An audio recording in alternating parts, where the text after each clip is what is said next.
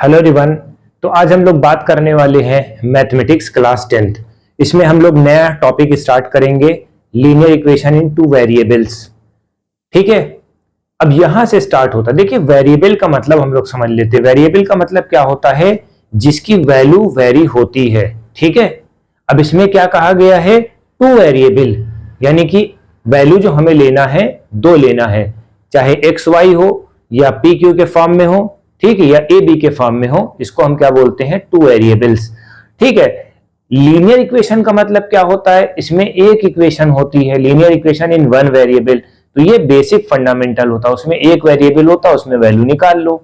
अब इसमें होता क्या है? दो वेरिएबल्स होते हैं, दो वेरिएबल में एक वैल्यू को सब्स्टिट्यूट कर दो, ठीक है, या एलिमिनेशन मेथड से सॉर्ट आउट कर लो। प्रीवियस लेक्चर में आप लोग पढ़ चुके हो, प्रीवियस क्लासेस में। ठीक है, तो ये बेसिक फंडा होता है बिफोर स्टार्टिंग द क्लास। ठीक, अब हम लोग बेसिक पे आ रहे हैं क्वेश्चन के साथ। ठीक है, तो इसमें आपको दो इक्वेशन दी गई होंगी। ठीक है, कौन सी दो equation? ax1 plus by1 plus c1। तो ये आपके सामने इक्वेशन बनती है। ठीक है, अब इस इक्वेशन को हम सबसे पहले पॉइंट आउट करेंगे ग्राफिकल रिप्रेजेंटेशन। ठीक है, ग्राफिकल रिप्रेजेंटेशन में क्या होता है? सबसे पहले जो चैप्टर है जो ग्राफिक्स में आपको बनाना है। ठीक है, कि दो लाइन एक दूसरे से किस जगह पर कट कर रही, किस पॉइंट पे कट कर रही हैं, ये सब बेसिक पॉइंट आपको समझना होता है बिफोर स्टार्टिंग द चैप्टर। ठीक,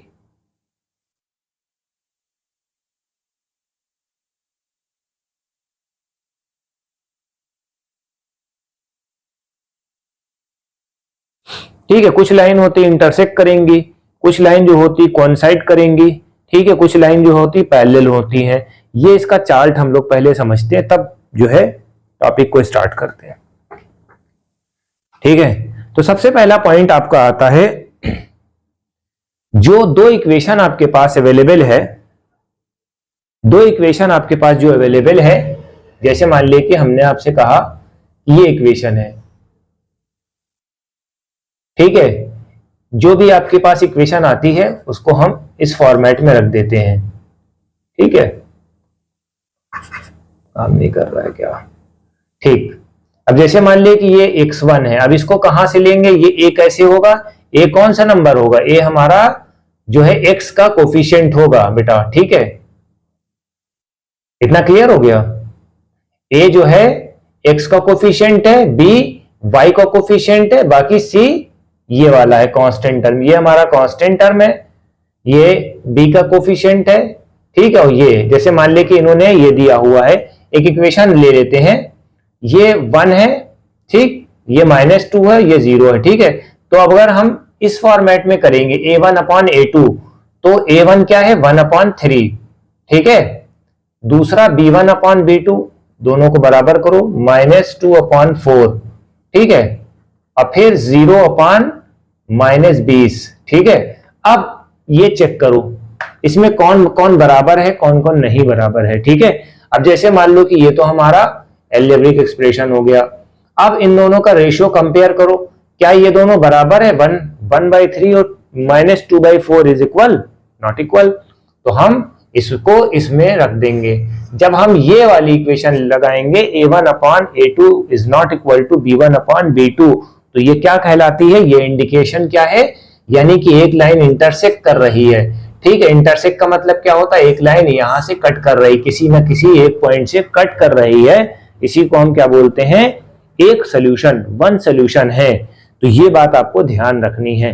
पहला क्वेश्चन आपका बोर्ड एग्जामिनेशन में एज इट इज होता है कि वन सोल्यूशन बताइए, डायरेक्ट क्वेश्चन पूछ लेंगे कि 1/a1/a2 is not equal to b1/b2 में क्या है? तो your answer should be intersecting. Graphical representation में इंटरसेक्टिंग या अलजेब्रिक एक्सप्रेशन में एग्जैक्टली वन सोल्यूशन। ठीक है, इतना क्लियर हो गया बेटा? दूसरा क्या होता है बेटा? दूसरे टॉपिक में है, दूसरे में क्या है हम लोगों का कि जो वैल्यू है आपके पास वो अगर आ जाती है a1/a2 is equal to b1/b2 is equal to c1/c2, ये तीनों बराबर अगर आ जाते हैं तो क्या होता है भाई? तीनों बराबर आ जाएंगे तो कोइंसाइड, कोइंसिडेंस हो जाएगी, इनफाइनाइट सॉल्यूशंस हो जाएंगे। ठीक है, कोइंसिडेंस। ठीक, ये याद रखिएगा बेटा। अब इसको कैसे निकालेंगे भाई, 2/4 हो जाएगा। ये x का कोफिशिएंट जो होता है, ठीक है, इसको हम a मान लेते हैं, y का कोफिशिएंट b मान लेते हैं, ये c है हमारा।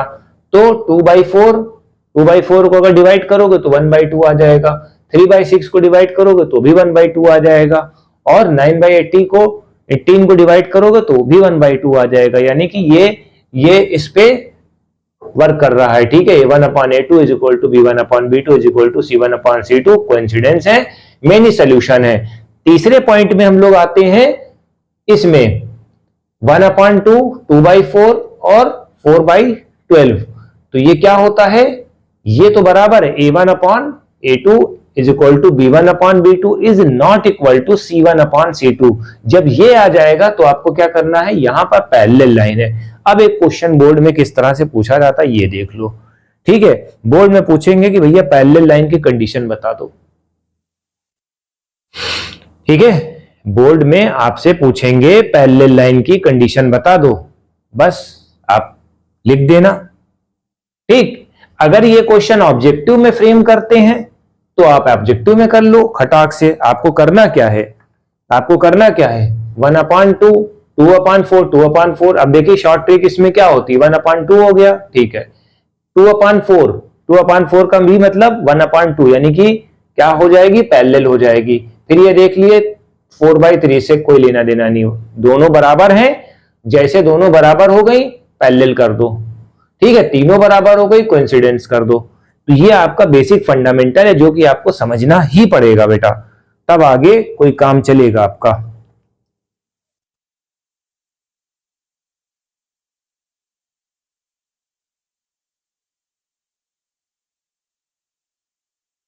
अब इसको ग्राफिकली इसको चेक करना है। ग्राफिकली चेक करने के लिए हमें क्या करना होता है, बॉक्स बनाना होता है। चलिए बॉक्स बनाते हैं, ठीक है। जैसे मान ले कि इन्होंने एक बॉक्स बना लिया है, ठीक है, इन्होंने एक बॉक्स बना लिया है, ठीक। क्वेश्चन क्या था, 3y is equal to 6 - y, ठीक है। ये वाला क्वेश्चन था, इस तरह का क्वेश्चन आपके पास आया। अब इसमें हमने क्या करा, कोई एक सेगमेंट निकाल लिया, ठीक है। अब इसमें इन्होंने एक सेगमेंट निकाल लिया, y is equal to 6 - x/3, ठीक है, ये आ गया। अब इसमें x की वैल्यू हम सबसे पहले 0 रखेंगे। जब हम x की वैल्यू 0 रखेंगे तो आंसर क्या आएगा, 2 आएगा। कैसे भैया, इसको ऐसे सॉर्ट आउट करो, देखिए, ठीक है। x की वैल्यू 0 रख दिया, 3 रख दिया, ये 0 तो कैंसिल हो गया, 2 आ गया। यानी कि अगर x की वैल्यू 0 रखेंगे तो आंसर 2 आ जाएगा, ठीक है। फिर अगर x की वैल्यू 6 रखेंगे तो 6 - 6 क्या हो जाएगा, 0 हो जाएगा। तो ये आप ड्रा कर दो। ये एक बार बनाना पड़ेगा x और y का। x की वैल्यू जब रखोगे तो y की वैल्यू ऑब्वियसली निकल आएगी, ये तो आपको मालूम ही है, ठीक है। अब देखो बार ग्राफ कैसे बनाया जाता है इसमें, 0 2 का बनाओ जल्दी से। 0 2 का कहां बनेगा, 0 2 और 0 6 6 0, इस तरह से ऐसे काट दो खनकर आगे, थोड़ा से नचता हुआ आ रहा है, ठीक है। ये वाली इक्वेशन थी, ठीक है। अब ये वाली इक्वेशन में देखो क्या होता है,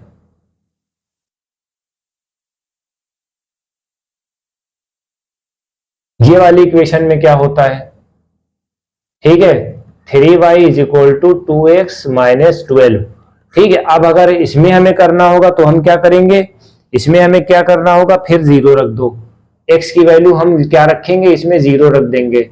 जब अगर हम x की वैल्यू 0 रख देंगे, ठीक है, 2x - 12/3, तो 0 ये हो जाएगा, तो ये माइनस हो जाएगा, यानी कि -4 हो जाएगा, ठीक है। दूसरे ऑप्शन में x की वैल्यू 3 रख देंगे, 2 × 3 - 12/3, यानी कि 6 माइनस, ठीक है, -2 हो जाएगा। तो यानी कि एक में 3 आ गया और एक में 2 आ गया, ठीक है। तो इस तरह से जब बनेगा तो क्या होगा, आंसर आ जाएगा, ठीक है। अब देखिए क्या होता है, अब इसको देखिए थोड़ा सा समझिए, ठीक है। ये 0 4 आ जाएगा और ये क्या हो जाएगा, यहां पर बन रहा है -3 और -2। जब हम इसको ऊपर से खींचेंगे तो देखो यहां पर कोइंसिडेंस कर रही है, इस पॉइंट पे 0 6 0 पे कोइंसाइड कर रही है। तो यानी कि x क्या है, अब देखिए यहां खेल कहां शुरू होता है, रियल गेम कहां शुरू हो रहा है भाई, यहां पर कोइंसाइड कर रही है। जब यहां कोइंसाइड कर रही है, किस बिंदु पे कोइंसाइड कर रही है? 6 0 पे। तो 6 क्या है? ये x का कोऑर्डिनेट है। 0 क्या है? ये y का कोऑर्डिनेट है। खत्म। ये पॉइंट आपका आ गया, सॉल्यूशन आपका निकल आया। ताली बजाना शुरू करिए फिर।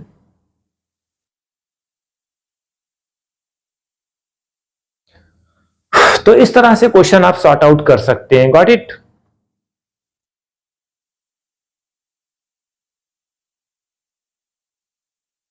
अब आपको ये वाला क्वेश्चन खुद करना है, मैं नहीं बताऊंगा, बिल्कुल ही नहीं बताऊंगा।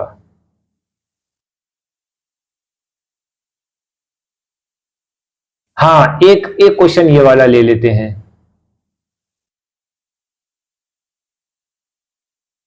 वर्ड प्रॉब्लम का।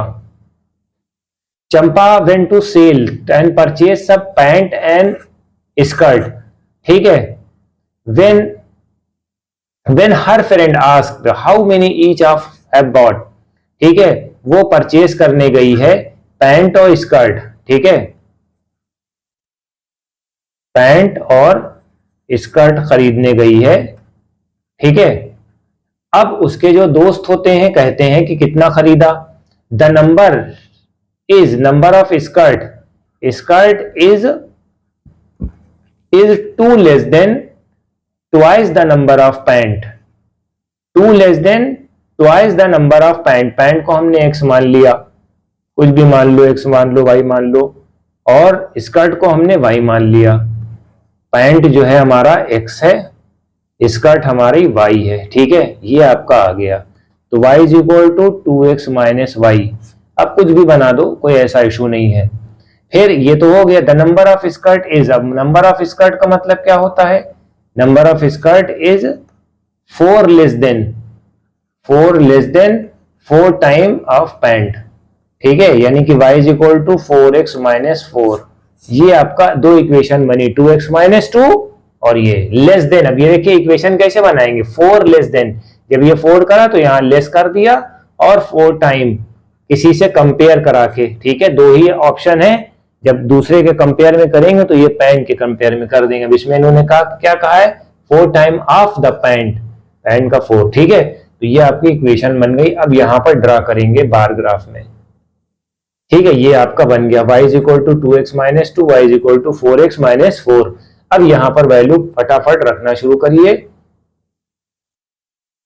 ठीक है, x की वैल्यू अगर हमने 2 यहां पर रख दी तो 2 2 4 हो जाता है। 4 माइनस 2 कितना हो जाएगा? 2 आ जाएगा। 0 रख देंगे तो माइनस 2 आ जाएगा। तो इस तरह से ये क्वेश्चन आपका बन गया है। अब इसमें देखिए क्या करना है। ठीक है, एक आपकी वो वैल्यू आई 2 और 2 आई, तो 2 और 2 ढूंढो कहां भैया? ढूंढ डाल कहां है? यहां पर 2 2 आई है। एक ग्राफ ये बना देना। पहले आपको 2 तो एटलीस्ट लेना ही पड़ेगा। 2 2 आपने बनाया, यहां पर गोला बनाया। ठीक है, और 0 और माइनस 2 गोला बनाया। ठीक है, 0 और 2 का गोला बनाया। 0 2 कहां है? यहां पर माइनस में, इस साइड पे है ये। ठीक है, तो ऐसे हमने लाइन खींच दी पूरी। ठीक है, तो ये एक बन गया। दूसरा हमने क्या बनाया? y is equal to 4x minus 4 है। इसमें भी वही एक 0 रख दिया और दूसरा माइनस 4 आ गया। तो 0 माइनस 4 हो जाएगा, और 1 माइनस 1 और 0। ठीक है, 1 और 0 कहां है? ये यहां पर है।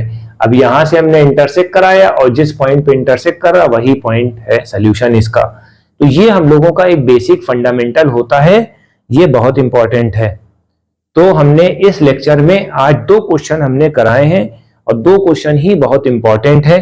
ठीक है, पहला लेक्चर हम लोगों का मोस्टली थ्योरेटिकल होता है, इसमें ज्यादा क्वेश्चन बताने का नहीं होता, समझाने का होता है बेटा। ठीक है, अब इसमें एक क्वेश्चन ये घर के लिए है। ये क्वेश्चन जो है घर के लिए है। 10th क्लास में मैथमेटिक्स के स्टूडेंट्स हैं।